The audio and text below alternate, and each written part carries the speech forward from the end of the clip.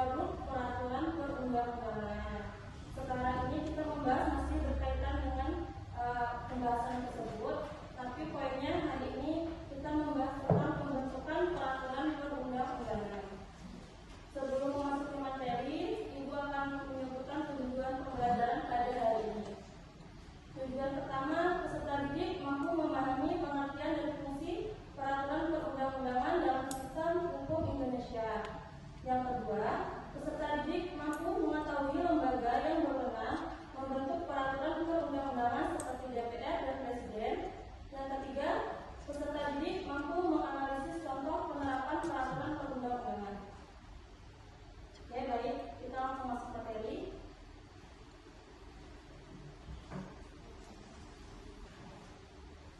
Ada tahu pengertian dari pembentukan peraturan perundang-undangan?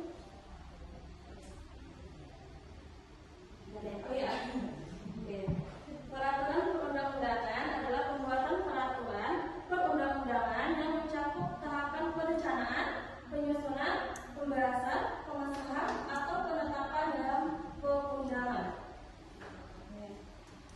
Terdapat dua aspek yang harus diperhatikan dalam proses pembentukan peraturan perundang-undangan. Yang pertama itu aspek material, yang kedua aspek formal atau prosedural. Kita masuk yang pertama ya, aspek material adalah aspek yang berkaitan dengan isi dari suatu peraturan perundang-undangan, sedangkan aspek formal yaitu yang berkaitan dengan kegiatan pembentukan peraturan perundang-undangan yang berlangsung di suatu negara. Sebelumnya ada yang mau ditanyakan? Kalau tidak ada, kita masuk lagi ke poin yang selanjutnya.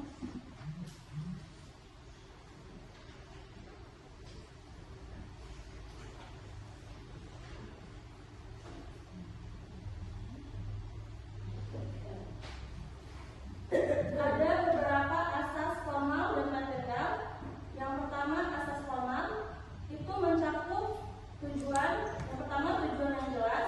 Yang kedua, organ atau lembaga yang tepat. Yang ketiga, perlunya pengaturan. Yang keempat, dapat dilaksanakan. Dan yang kelima, konsensues. Yang asas materialnya, yang pertama, asas terminologi dan sistematika yang benar. Yang kedua, asas dapat dikenali. Yang ketiga, asas perlakuan yang sama dalam hukum. Yang keempat, asas kepastian hukum. Yang kelima, asas pelaksanaan hukum sesuai dengan keadaan individual. Yang keenam, asas harus menghormati harapan yang wajar. Jenis peraturan perundang-undangan. Yang pertama, Undang-Undang Negara Republik Indonesia 1945. Yang kedua, ketetapan MPR. Yang ketiga, undang-undang atau yang disebut dengan Perpu. Yang keempat, peraturan pemerintah. Yang kelima, peraturan presiden. Yang keenam, peraturan daerah provinsi. Yang ketujuh, peraturan kabupaten atau kota. Lembaga yang berwenang membentuk peraturan perundang-undangan itu apa saja? Ada yang tahu? Lembaga yang berwenang itu yang pertama DPRD, Presiden, dan Kementerian. Sebelumnya ada yang ditanyakan? Tidak ada? Kalau tidak ada, kalian boleh berkumpul dengan kelompok kalian masing-masing.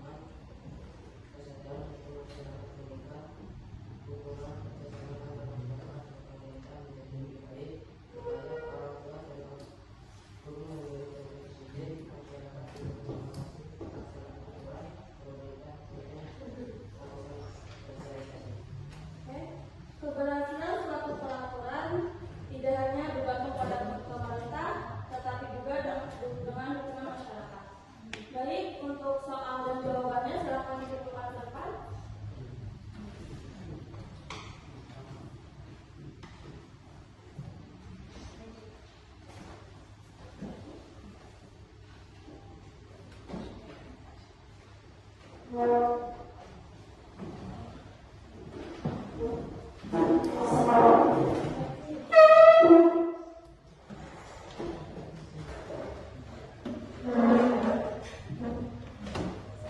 Baik anak-anak sekalian, kesimpulan dari pembelajaran ini adalah setiap aturan yang ada di sekolah maupun di rumah maupun di negara itu dibuat bukan untuk membatasi kebebasan, tetapi menciptakan ketertiban dan keadilan. Jika tidak ada peraturan, maka masyarakat Indonesia itu kacau dan tidak ada perlindungan dari negara.